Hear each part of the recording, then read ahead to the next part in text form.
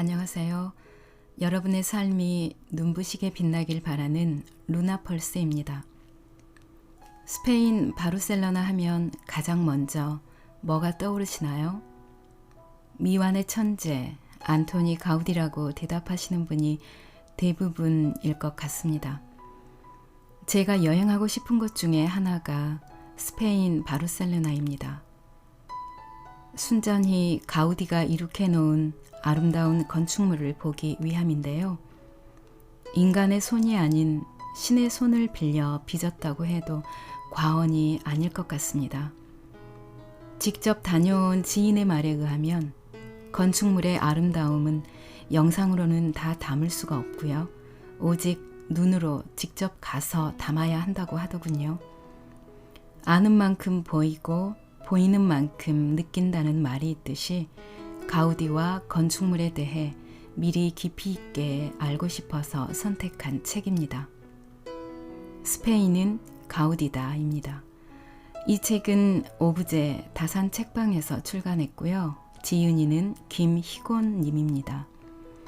이 책을 쓴 김희곤 작가님은 건축사 사무소를 운영하시면서 대학에서 후학을 양성하고 있는 건축사입니다. 가우디의 삶도 아주 자세히 써 있고요. 그가 이룩해 놓은 건축물에 관해 사진과 함께 상세하고 감성적으로 너무나 잘 표현이 되어 있는 책입니다. 그 중에서 몇 군데를 골라서 제가 낭독해 드리려고 합니다. 스페인의 뜨거운 영혼, 가우디와 함께 떠나는 설레는 건축 여행. 지금부터 시작해 보겠습니다. 제목 가우디의 탄생. 가우디는 1852년 6월 25일 바르셀로나 서쪽 작은 소도시 레우스에서 아버지 프란시스코 가우디와 어머니 안토니아 코르네트 사이에서 태어났다. 가우디 위로 5살, 2살 배기 형제들이 3개월 간격으로 죽은 후였다. 그의 부모는 아기의 영혼을 붙잡기 위해 세례를 서둘렀다. 그의 출생 장소에 대한 구체적인 기록은 남아있지 않다. 가우디의 생가로 불리는 아버지의 대장장이 레우스에서 남서쪽으로 걸어서 2시간 거리인 리우돔스에서 있었다고 하지만 이 또한 정확하지 않다. 가우디는 폐병과 류머티스 관절염을 앓고 태어났다. 당시에는 거의 치유가 불가능한 병이었다. 생과 사의 갈림길에서 살아남았지만 일찍 죽은 형제들처럼 앞으로 어떤 일이 벌어질지는 하느님만 알고 있었다. 지병 탓에 또래보다 늦게 학교에 들어간 가우디는 노새에 등에 업혀 가는 날이 더 많을 정도로 허약했다. 그는 평생 언제 죽을지 모르는 날을 하루하루 이겨가며 의지력을 키웠다. 가우디의 아버지 집안과 어머니 집안 모두 수공업 중심의 기술자 집안이었다. 아버지와 할아버지는 대장장이었으며 외증조부는 목수, 외조부는 뱃사람이었다. 그의 허약한 육체 속에는 천부적인 공간감의 피가 흐르고 있었던 것이다. 가우디는 지방색과 사투리를 평생 버리지 않을 정도로 가정과 고향 바시캄에 대한 애착이 남달랐다. 바시캄이란 카탈루냐어로 저지대 또는 낮은 평원이라는 뜻이며 레우스와 타라고나를 둘러싼 넓은 평원을 가리킨다. 바르셀로나에 비해 소도시에 불과한 레우스에서 태어난 것을 자랑스럽게 생각하는 그의 태도는 바쉬캄이 카탈루냐 역사의 시작이라는 자긍심 때문임을 어느 정도는 짐작할 수 있다. 타라고나와 레우스는 과거의 도시다. 스페인 역사의 문을 열어준 로마 시대의 전진 기지가 타라고나였다. 당시 타라고나에는 100만 인구가 살고 있었고 바르셀로나는 가난한 어촌에 불과했다. 타라고나, 레우스, 리우돔스는 하나의 도시 공동체 안에서 번성했다. 바르셀로나는 산업혁명 이후 신흥 개발 도시로 발전했지만 바쉬캄의 역사적 의미를 넘어설 수는 없다. 가우디는 평생 레우스 출신이라는 자긍심을 내려놓은 적이 없다. 그는 바시캄이 바르셀로나의 아버지라고 믿었다. 가우디는 바시캄을 잠시 점령했던 이슬람 문화에서 빛과 돌이 빚어내는 기하학을 발견했다. 로마 문화가 남성적이라면 이슬람 문화에서는 세밀한 기하학으로 이루어진 여성성을 느낄 수 있다. 가우디는 실효적으로 이베리아 반도를 지배한 이슬람 문화를 배척하지 않고 카탈루냐 문화로 융합시켰다. 로마의 건축은 구축물 자체의 구조체를 강조하지만 이슬람 건축은 빛과 조각이 만들어내는 환상적인 기하학의 비례와 장식 효과에 주목했다. 스페인 건축이 여타 유럽의 건축 문화와 다른 점은 빛과 돌이 서로 부딪히면서 만들어내는 명암의 대비 효과를 다루는 기술에 있다. 가장 스페인적이고 가장 카탈루냐적이고 가장 가우디적인 건축 기술은 바쉬캄을 점령했던 이슬람의 건축 미학에서 발전했다. 반복되는 모티브로 장식된 건축 표면에 빛의 효과를 연출하여 다양한 효과를 거두는 이슬람 건축의 빛의 미학은 이후 가우디 건축의 전매 특허가 되었다.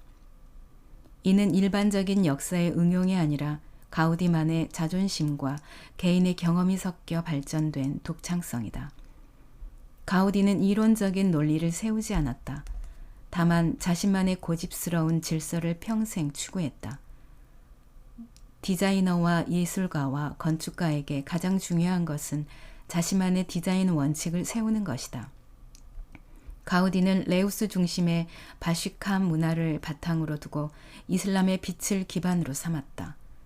그리고 타라고나의 로마 유적과 다양한 중세 유적을 통해 자신만의 디자인 개념을 세웠다. 가우디의 시작은 초라했다.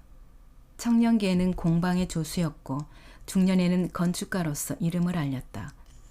말년에는 산발을 한 현장 인부의 모습으로 건축에 헌신했다. 가우디의 모든 창작은 가게의 전통과 바쉬캄 문화에 기반을 두고 있다. 그는 끊임없이 이상을 향하여 도전했던 바쉬캄의 작은 헤라클레스였다. 제목 아버지의 대장간, 자기 안의 조각을 발견하다. 아버지의 대장간은 가우디에게 실험실이었다. 보잘것없는 쇠붙이를 녹여서 생활에 필요한 도구를 만들어내는 대장장의 아버지를 존경하고 마음에 담은 순간 가우디는 남과 다른 인생을 걷게 되었다. 아버지의 대장간은 허약한 가우디에게 날개를 붙여주는 작업실이자 독창성의 근원을 개발하는 연구실이었다. 자신이 처한 가정과 환경과 문화권에서 장점을 발견하는 사람은 소수에 지나지 않는다. 존경은 사랑과 관심의 지속적인 표현이다. 일을 진정 사랑하는 사람은 그 일을 하고 있는 직업의 고수를 존경할 수밖에 없다. 학교에 갈 수 없는 날이면 가우디는 대장간으로 향했다. 아버지의 망치 소리를 통해 불의 성질, 철과 물의 성질을 온몸으로 익혔다. 가우디는 훗날 건축대학을 다닐 때 여러 공방을 들락거리며 마스트, 장인이란 뜻입니다. 마스트의 일을 도와 학비를 벌었다. 대학을 졸업하고 본격적으로 건축 사무실을 열었을 때도 제일 먼저 시작한 일은 철을 다루어 대문을 만들고 장식을 만들고 가로등을 만드는 일이었다. 이러한 장인적 기질과 정신은 모두 아버지의 대장간에서 시작되었다고 할 수 있다. 가우디는 관절염에 시달리며 초등학교도 제대로 걸어서 갈 수 없을 정도로 허약했지만 그의 주변에는 늘 스승이 있었다. 대자연에 펼친 상상력과 호기심이 그의 유일한 친구였다. 때로는 숲속에서 발가벗은 채로 우두커니 서서 숲을 기고 달리고 날아가는 수많은 생명들을 바라봤다. 그들은 모두 제각각 자신의 리듬과 질서와 형식에 맞추어 생명의 진리를 말없이 실천하고 있었다. 그는 자신의 기술을 쉽게 모방하지 못하도록 레오나르도 다빈치처럼 상세한 도면을 그리지 않았다. 대신 중요한 구조와 장식의 디테일을 본인이 직접 만들고 나서 조수들에게 시켰다. 물론 설계와 시공과 감리가 철저하게 분리된 현대 건축과는 차이가 있지만 그의 괴팍한 성격에도 불구하고 조수들과 인부들이 가우디를 따랐던 것은 그의 철저한 장인 정신을 존경했기 때문이다. 말보다 실천으로 현장을 지휘했기 때문에 바르셀로나 폭동 기간 동안 다른 부자들의 건물이 무참히 파괴될 때 그의 작품은 훼손되지 않고 온전하게 남을 수 있었다. 그의 작품은 가우디 개인의 건축이 아니라 공사에 참여한 모든 조수들과 인부들의 작품이기도 했기 때문이다. 몸이 불편한 가우디는 또래보다 항상 학교 공부에 뒤처졌다.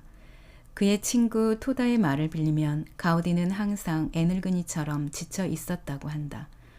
또래 친구들보다 2살이나 많은 가우디는 오늘날로 치면 삼수생인 셈이다. 그가 유일하게 친구들보다 앞서는 분야는 공간 지각을 다루는 기하학 과목이었다. 가우디의 아버지는 발빠르게 변하는 산업화의 길목에서 간의 수공업인 대장간을 자식들에게 물려주고 싶지 않았다. 넉넉하지 않은 집안 형편이었지만 큰아들은 바르셀로나 의대에 입학시켰고 작은 아들 가우디는 건축가로 키우기 위해 바르셀로나로 유학을 보냈다. 두 아들이 자신처럼 대장장이로 살아가기보다 새로운 시대에 더 큰 기회의 문으로 들어설 수 있는 전문가로 성장하길 원했다. 의대생인 형처럼 차분하게 앉아서 공부하는 성격이 아닌 가우디에게 건축가는 육체와 정신이 공유할 수 있는 최적의 직업이었다. 가우디는 가만히 앉아서 암기하며 공부하기보다는 호기심과 열정을 불러일으키는 일에 불같은 열정으로 매달렸다. 지병인 류머티즘은 가우디를 항상 움직이게 했다. 쉬면 병은 그를 더욱 아프게 했다. 상상하고 그것을 공간으로 만들고 제작하는 노동으로 내몰았다. 공간의 본질은 시대의 변화를 쫓아 다양한 상징들로 채워넣는 화려한 장식이 아니라 새로운 시대를 예시하는 공간 질서다. 영웅과 신화의 이야기로 가득 채운 신의 공간이 아니라 시대의 양심을 반영하며 인류의 미래를 열어주는 공간의 주인공은 결국 인간이다. 인간은 누구나 자신의 존재를 연주하는 위대한 지휘자다. 가우디는 그의 심장이 멈출 때까지 단 한 번도 고향 리우돔스와 레우스의 갑옷을 벗지 않았다. 구수한 고향 사투리도 버리지 않았다. 벌겋게 달구어진 세부치의 열정은 망치질과 당금질을 피하지 않듯이 세상의 망치질과 당금질로 자신의 청춘을 강화시켜 나갔다. 제목 천재 아니면 바보 같은 졸업생. 가우디는 건축대학 학생이면 누구나 참가하는 설계 공모전에도 부지런히 작품을 제출했다. 한꺼번에 서너 개의 프로젝트를 하느라 하루 종일 일만 했다. 가우디의 일기장엔 할 일들이 쉴 틈 없이 메모되어 있었다. 비아르 2시간, 피뇨르 1시간, 폰트세레 3시간, 세라야치 1시간, 학교 과제 1시간. 이쯤이면 공부를 하는 학생인지 현장에서 일을 하는 장인인지 구별하기 힘들었다.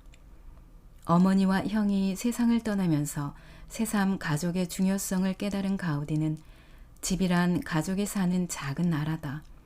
집은 곧 조국인 셈이다.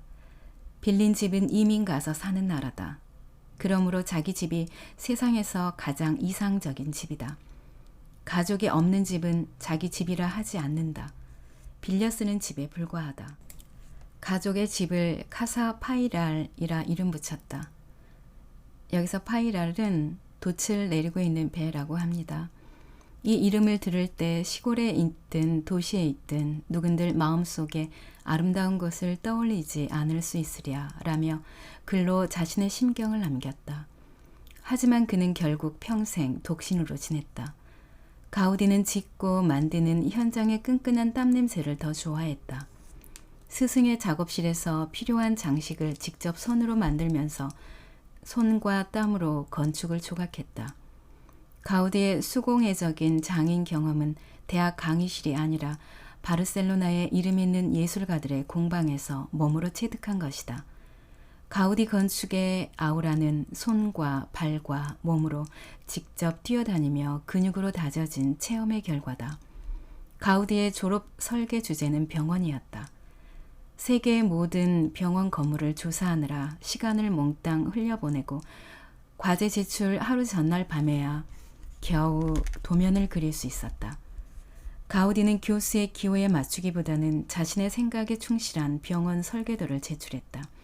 심사가 끝나고 나면 건축학교 졸업생들은 모두 학장의 집에 모여 축하 파티를 열었다. 졸업 파티에 참석한 가우디는 졸업 축하 와인잔을 들고서 로젠 학장의 연설을 들었다. 여러분의 영광스러운 졸업을 진심으로 축하합니다. 건축가로서 새 출발하는 여러분의 앞날에 무궁한 영광이 함께하기를. 아, 참, 하나 놓친 게 있습니다. 미안하지만 가우디는 이번 졸업 심사에서 탈락했습니다. 로제는 구석에 서 있는 가우디에게 어색한 눈길을 던졌다. 어머님과 형이 가족의 곁을 떠난 후로 가우디는 줄곧 집안을 혼자서 이끌어가야만 했다. 슬픔을 잊기 위해, 고독함을 물리치기 위해 열심히 일에 매달렸으나 정작 중요한 건축사 자격시험에 낙방했다. 어린 시절부터 그렇게 희망하던 건축사가 되지 못할지도 모른다는 생각에 가우디의 가슴은 무너졌다. 그러나 가우디의 천재적인 재능을 알아본 다른 교수들이 학교 당국과 협의하에 가우디에게 병원이 아닌 기념 분수대를 설계 과제물로 한 번 더 제출할 기회를 주었다. 재능이 없어서 졸업 설계에서 낙방한 것이 아니었다. 독창적인 설계 방법을 포기하지 않고 끝까지 관철했기 때문에 친구들과 교수들에게 항상 공격을 받았던 터였다. 비록 만장일치는 아니었지만 최하위 성적으로 가우디는 마침내 건축사 자격증을 손에 쥘 수 있었다. 졸업식 날 강당을 가득 메운 학생들과 교수들 앞에서 로젠 학장은 가우디를 향해 이렇게 말했다. 제군들, 오늘 우리는 건축사 자격증을 천재에게 아니면 바보에게 주는지 모르겠습니다. 순간 가우디는 강당에 모인 사람들의 따가운 시선을 받았다. 가우디는 자격증을 가슴에 안고 마음속으로 이렇게 다짐했다. 이제 나만의 독창적인 건축 세계를 보여줄 때가 온 것 같다. 시대의 영웅에게는 항상 경쟁자가 있었다. 경쟁은 항상 일의 본질을 생각하게 만들고 자신의 한계를 스스로 극복하게 자극하는 동반자다. 르네상스 시대 피렌체의 산타 마리아 성당에 도움을 설계한 브루넬레스키에게도 평생의 경쟁자인 기베르티가 있었다. 공모전에서도 항상 경쟁자였으며 산타 마리아 성당의 돔을 건축하면서도 주도권을 잡기 위해 피맺히는 경쟁을 치렀다. 가우디 역시 평생 이런 경쟁자들이 있었다.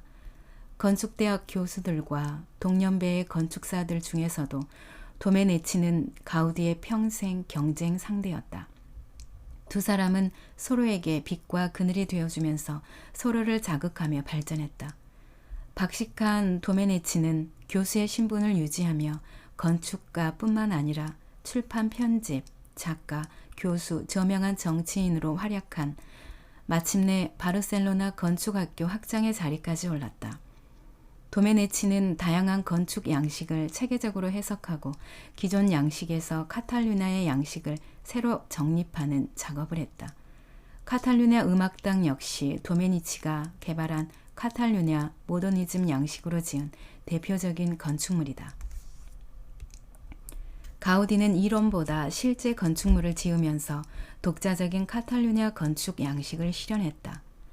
이론적인 체계를 배우지 않았지만 자신의 건축물과 공간 속에 영원히 사라지지 않는 양식을 새겨두었다.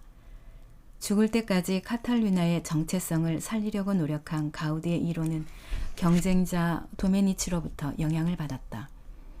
인생에서 올바른 경쟁자를 찾는 일은 중요하다. 경쟁자는 비난과 미움의 대상이 되기도 하지만 때로는 서로를 자극하며 발전하는 정신적인 동반자가 되기도 한다. 제목 가우디의 사랑과 미완의 건축 마타로 노동자 단지입니다. 마타로 노동자 단지 건설에 바쁜 어느 날 한 여인이 가우디의 가슴을 훔치고 말았다. 가우디의 가슴에 큐피트 화살을 쏘고 달아난 그 여인은 마타로 노동자 단지 내에 있는 학교 교사였다. 페페타란 별명을 가진 아가씨는 가우디 숙소 가까이 살고 있었다. 사랑의 열기를 식히지 못한 가우디의 가슴은 용암처럼 끓어올랐다. 건축 현장에서는 열정적이고 과격한 가우디지만 사랑 앞에서는 한없이 소극적인 겁쟁이에 불과했다. 사랑은 누구나 원시적인 인간의 본심으로 돌아가게 만드는 법이다.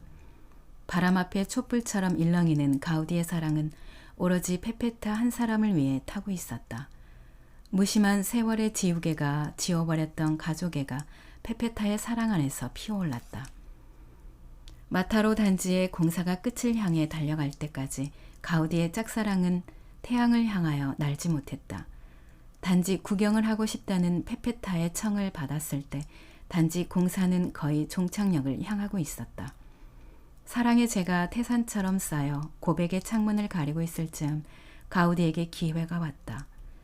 가우디의 가슴을 훔친 페페타는 당시 카톨릭 사회에서 흔하지 않은 이혼녀였지만 활달한 성격으로 당당하게 살아가고 있었다. 그동안 마음속으로 가우디는 수만 번 사랑의 집을 지었다, 허물었다. 그동안 접어두었던 외로움에 대한 보상이라도 받는 것처럼 불안한 행복의 포로가 되었다. 단지의 전경이 한눈에 내려다 보이는 정원에 도착했을 때 가우디는 가슴속 깊이 꼭꼭 숨겨놓은 사랑을 조심스럽게 끄집어내었다. 페페타의 바다 같은 눈동자 속에 가우디의 영혼이 안기는 순간 가우디의 무거운 입술이 사랑을 노래했다. 페페타, 페페타, 당신을 사랑합니다. 가우디의 고백은 두 사람의 가슴에 사랑의 자국을 깊게 아로새겼다. 거대한 용암이 분출하듯 가슴에 끓고 있던 사랑이 일시에 분출했다. 긴 시간의 침묵을 사귀어서 뱉어낸 이 한마디는 영혼의 메아리가 되었다. 가우디를 향한 페페타의 눈길은 천천히 포물선을 그리며 석양의 꼬리를 따라 조용히 기울었다. 가우디의 얼굴은 홍당무처럼 달아올랐고 가슴은 숫덩이처럼 타들어가고 있었지만 그녀의 침묵을 지키다가 겨우 입을 열었다. 미안해요, 건축가 선생님. 저는 이미 결혼을 약속한 사람이 있어요. 순간 세상으로 열린 창문을 모조리 암흑의 그림자가 덮어버렸다. 가우디의 사랑은 순식간에 거친 바다의 파도처럼 산산이 포말로 부서졌다. 가우디의 사랑이 그렇게 지고 말았다. 페페타는 이미 촉망받는 재력가와 결혼을 앞두고 있었다. 비밀스럽게 간직해두었던 가우디의 꿈이 날아가 버리는 순간 그동안 수없이 짓다 허물어버린 사랑의 집마저 바람결에 무너져 버렸다. 돌아서는 페페타의 뒷모습을 따라가던 가우디의 사랑은 아침 이슬처럼 녹아버렸다. 이후에도 가우디는 다른 사랑에 빠졌지만 그녀 역시 가우디를 혼자 남겨두고 떠나버렸다. 하느님은 가우디의 사랑을 한 여인에게 온전히 바치는 것을 허락하지 않았다. 가우디는 가슴에 닻을 내린 뜨거운 열정을 영원히 바르셀로나 공동체를 위해 오롯이 헌신했다. 가우디의 사랑은 그의 미완의 건축처럼 열정의 아픈 상처를 품은 채로 남았다. 젊은 시절 반교권주의에서 벗어나 영적인 순례의 길을 걷기 시작한 가우디를 하느님 앞으로 이끈 이는 진실한 사랑이었다.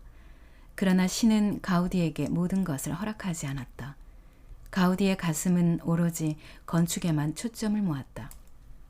가우디는 일생 동안 아내와 아들딸이 있는 타인의 가정을 만들어주기 위해 거친 손을 하느님에게 헌납했다. 가우디의 건축물은 하나같이 여인의 실루엣처럼 아름다운 곡선으로 사랑의 공간을 감싸 안았다. 제목 첫사랑 카사비센스. 직선은 인간의 선이며 곡선은 신의 선이다. 가우디의 열정을 받아줄 만큼 대성당 공사는 호락호락하지 않았다. 19세기 말에 불안한 사회 상황이 모금 활동을 더디게 만들었다. 겨우 작업 흉내만 내면서 진행하던 공사조차 중지되기를 밥먹듯 했다. 건축가에게 가장 고통스러운 순간은 작업 현장이 기약도 없이 멈춰 서버리는 것이다. 그때 가우디에게 새로운 일거리가 들어왔다. 1878년 의뢰받았던 카사비센스의 주택 작업이 5년간의 긴 잠에서 깨어났다. 건축주는 타일 공장을 운영하는 마누엘 비센스였다. 가우디의 심장을 다시 뛰게 한 첫 프로젝트 카사비센스는 첫사랑, 새색시, 첫아들, 신입생처럼 설렘의 흥분을 갖게 했다. 가우디는 그동안 쌓아놓은 모든 실력과 열정을 기꺼이 쏟아부을 준비가 되어 있었다. 대지는 성가족 대성당에서 북서쪽으로 구엘공원과 가까운 위치에 있었다. 구엘공원 정문에서 서측을 따라 가르시아 거리를 따라 내려가면 나오는 카롤리나스 거리 중간에 카사비센스가 수줍게 숨어 있다. 가우디는 젊었다. 성가족 대성당 작업을 하면서 카사비센스 주택 작업을 병행하는데 아무런 문제가 없었다. 카롤리나스 거리를 지키고 있는 카사비센스의 분위기는 이색적이었다. 현재 카롤리나스 거리는 확장 공사를 거의 마친 상태의 신장로이지만 가우디가 공사를 시작할 즈음에는 아주 작은 산책길에 불과했다. 대지를 처음 방문했을 때 노란 꽃으로 둘러싸여 있는 야자수 나무의 무성한 잎들 사이로 새들이 벌레를 잡아먹으며 아름답게 지저귀고 있었다. 노란 꽃으로 둘러싸인 울타리와 새들이 지저귀는 야자수 나무는 자연이 주는 영감 그 자체였다. 새들이 지저귀는 야자나무가 상상력을 타고 대들보를 지탱하는 기둥으로 바뀌었다. 기둥에는 나뭇가지와 카네이션을 그려 넣었다. 벽의 그늘진 구석엔 오 여름의 그늘이란 글귀를 새겨놓고 해가 돋는 남동쪽을 향한 벽엔 태양, 사랑스런 태양이여 나를 보러 오세요. 나는 추워요 라는 시적인 글로 데이지의 아침을 노래했다.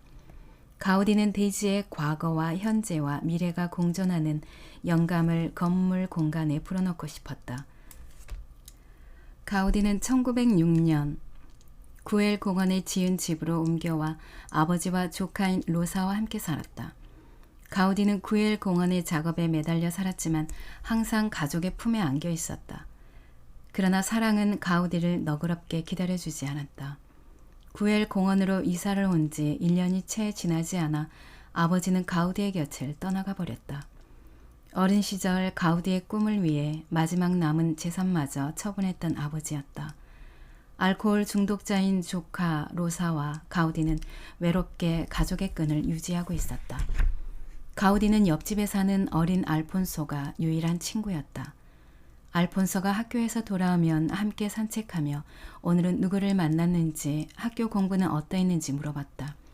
사소한 일상이 가우디에게는 놀이였다. 자연의 아름다움을 발견하고 그것을 고집스럽게 건축 공간에 옮겨놓았던 가우디에게 알폰소의 동심은 자연의 미소였다. 일요일이면 함께 해안가까지 산책하고 콜럼버스 기념비를 돌아 고딕지구를 지나 집으로 돌아왔다. 세례 축일이나 생일잔치에 참석하고 나면 가우디는 항상 케이크나 과자를 알폰소에게 가져다 주었다. 고집쟁이 은둔자로 낙인 찍힌 가우디의 심성 깊은 곳에는 아이처럼 때묻지 않은 영혼이 남아있었다. 구엘이 죽자 그의 아들은 곧바로 구엘 공원을 팔아버렸다. 미완의 악보로 남은 구엘 공원, 가우디가 다 채우지 못한 비밀의 선율은 그 자체로 위대한 작품이 되었다. 반쯤 채우다 만 것인지 일부러 반쯤 비워놓은 것인지는 신만이 아는 사실이지만 오늘도 관광객들은 가우디가 만들어 놓은 비밀의 화원에서 자신만의 추억을 만끽하고 있다. 애초부터 인생은 상상력의 심지가 타 들어가는 곳에까지만 인간의 영역이었다.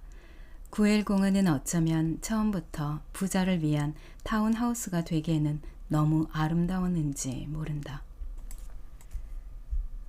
그리고 제가 가장 가보고 싶은 곳 성가족 대성당에 관한 글입니다. 가우디의 과거, 현재, 미래. 가우디 인생의 과거, 현재, 미래를 함축하고 있는 건물이 성가족 대성당이다. 가우디는 건축가가 아니라도 평생에 한 번은 만나야 할 성자다. 바르셀로나에 발을 들여놓은 이방인은 누구나 그의 상징이 되어버린 성가족 대성당의 첨탑과 타워 크레인을 잊을 수 없을 것이다. 첨탑은 하느님 영성의 등대이며 기도하는 인간의 형상화다. 바르셀로나에서 성가족 대성당을 능가할 수 있는 랜드마크는 없다. 성가족 대성당은 바르셀로나의 정신적인 상징이며 바르셀로나 평원에서 뿌리내린 카탈루냐 신앙의 숲이다. 몬세라트 수도원이 카탈루냐의 신앙의 뿌리라면 성가족 대성당은 카탈루냐 신앙의 나무이자 숲이며 등대이다. 가우디 사후 100주년이 되는 2026년에 성가족 대성당을 준공한다는 야심찬 계획이 발표됐으나 스페인 경제 위기 속에 모금 활동이 제대로 이루어질지는 미지수다. 성가족 대성당이 완성되는 순간 현재를 상징하는 영광의 파사드, 과거를 상징하는 탄생의 파사드, 미래를 상징하는 순환의 파사드가 완벽하게 성삼위일체 사상으로 충만한 돌의 숲이 펼쳐질 것이다. 이제 마지막입니다. 제목 가우디 미완성의 죽음. 1883년 가우디와 로렌소가 함께 작업한 이후 두 사람은 분신처럼 43년간 서로의 동지가 되어 주었다. 평생의 동반자였던 조수 로렌소가 피부암에 걸려 작업장을 떠나는 순간 가우디는 혼자서 성가족 대성당 작업장으로 출근하는 것조차 싫었다. 1925년 가을 주변 친구들과 조수들조차 가을 낙엽처럼 하나 둘 자신의 곁에서 떠나가자 가우디는 마침내 침실을 성가족 대성당 지하 작업실로 옮겼다.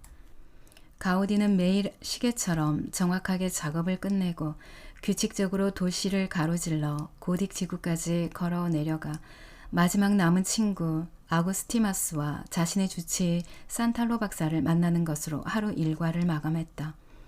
1926년 6월 7일 월요일 5시 30분 가우디는 시계추처럼 정확한 시간에 친구를 만나러 성가족 대성당을 나섰다.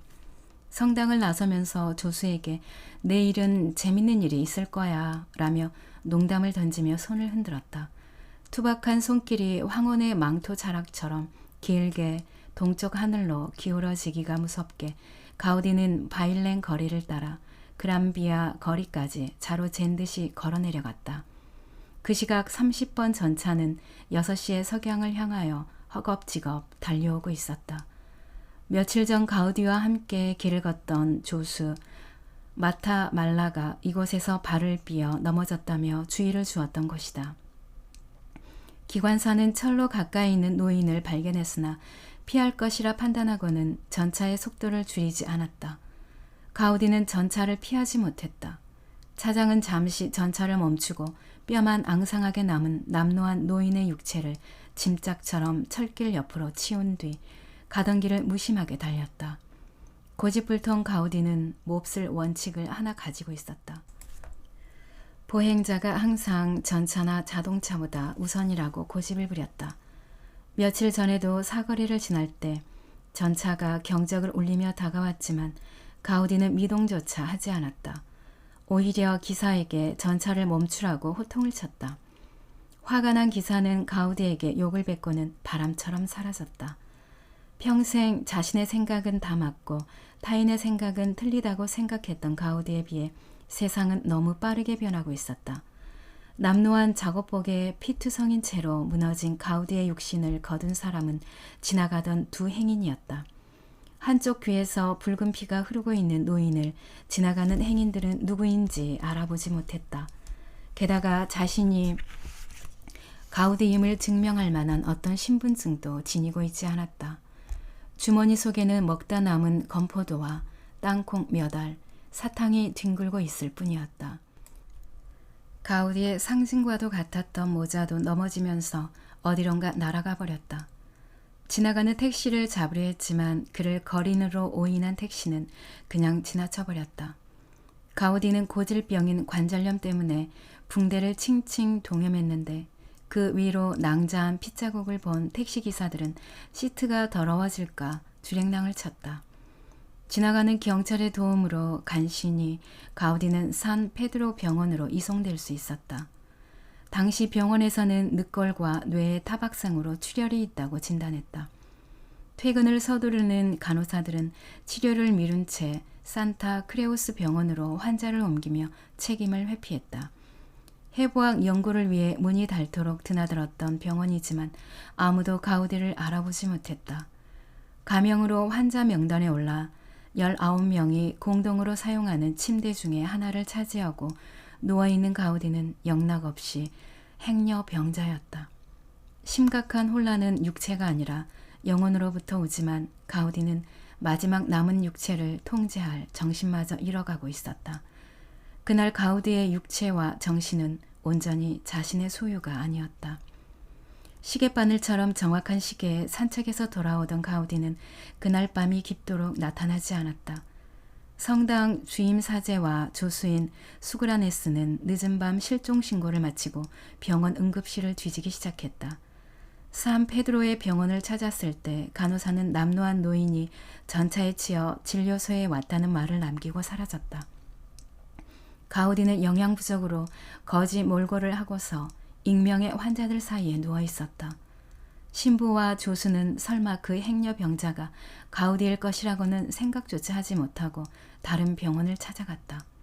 이 병원 저 병원을 수소문하다 결국 한밤중이 되어서야 산타 크레우스 병원 공동 입원실에 모퉁이에 누워있는 가우디를 발견했다. 다음날 아침 가우디는 겨우 고비를 넘기고 꺼져가는 의식을 붙잡고 종부 성사를 마칠 수 있었다. 가우디의 사고 소식은 삽시간에 바르셀로나 전역으로 퍼져나갔다. 그는 가까스로 목숨을 부지하고서 그를 아끼던 지인들과 작업에 동참한 동료들을 맞이했다. 시장이 비서를 통해 더 좋은 시설을 갖춘 병원으로 옮겨주겠다는 제안을 했으나 가우디는 거절했다. 가우디의 오른손에는 평생을 잡아온 망치 대신 십자가가 쥐어 있었다. 아침 조간신문은 가우디의 비통한 사연을 전하며 가우디가 전차에 치인 후 이틀 동안 겪었던 비참한 사건을 보여주었다.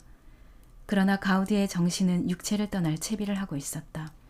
6월 10일 오후 5시 위대한 영혼 안토니 가우디는 성모님의 품에 영원히 안겼다. 카탈루냐의 민족 정기를 세우기 위해 바르셀로나 민중의 흩어진 마음을 집결시키려 전 생애를 던진 위대한 성자의 대서사시는 커튼콜도 없이 조용히 사라졌다.